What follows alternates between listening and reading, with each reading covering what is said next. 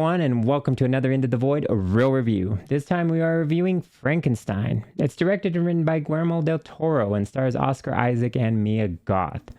Guillermo del Toro is someone I have come to love as a director, and no, it's not because I just finished Death Stranding, in which his character model was featured quite prominently.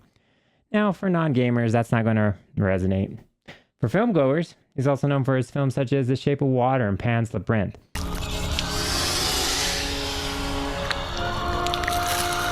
All were great films, in my opinion, and once again, he doesn't disappoint. The cinematography is crisp and clean, featuring icy landscapes with a towering sea vessel dominating the opening minutes. Later, you're whisked into an ominous castle nestled in the rolling hills and majestic mountain landscapes. It's all quite beautiful, and the story isn't so bad either. Oscar Isaac plays Victor Frankenstein, who, under the tutelage of his strict and domineering father, Leopold Frankenstein, played by the ever-resolute Charles Dance, becomes enamored with being the first person to cheat death. Everyone will remember Charles Dance as Tywin Lannister in Game of Thrones. She knows how to manipulate him. Good. I wish you knew how to manipulate him. And you will remember him in his role here, even if it is short-lived. Oscar Isaac channels a crazy confidence bordering sometimes on insanity and only stops in his obsession to create life from death when he meets his brother's fiancée, Elizabeth, played by Mia Goth. Goth is good as a woman that everyone is enamored with, including Frankenstein himself. How is this adaptation of the iconic monster? In the beginning, he is terrifying, cloaked menace that is out to find his creator, who has cursed him with the inability to die, forever tormented with being alone as a misunderstood monster of a menace.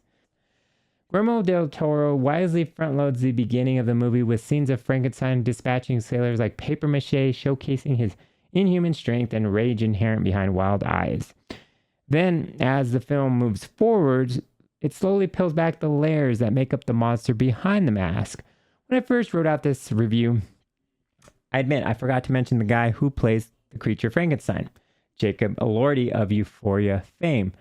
Not because he's bad, far from it. I forgot this was an actor playing a creature. I just got lost in his performance.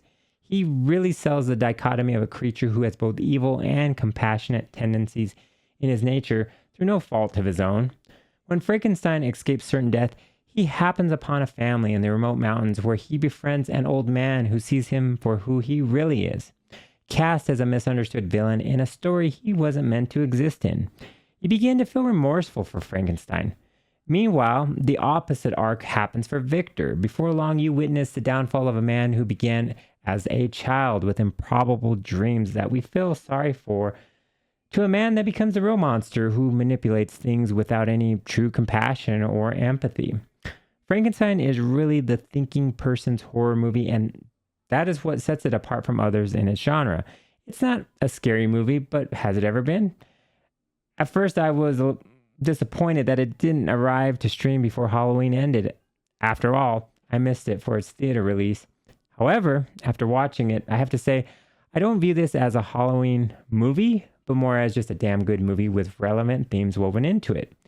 Del Toro puts a fresh coat of paint that freshens it just enough to give it that extra spark. If I had any nitpicks, it would be the CGI of the wolves that appear in the film as gruesome predators not afraid to attack humans on sight.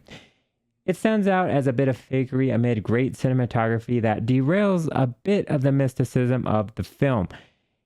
It probably is a good thing, however, because the things Frankenstein does to those poor puppies, it's not for the faint of heart. If the wolves appeared too real, it would antagonize the no animals were hurt in the making of this film crowd. Overall, this is a fantastic film you should watch. Highly recommended. It gets a 9 out of 10 from me. Let me know your thoughts on the film in the comments below. Like and subscribe and all that mess. And I will see you the next time we venture into the void.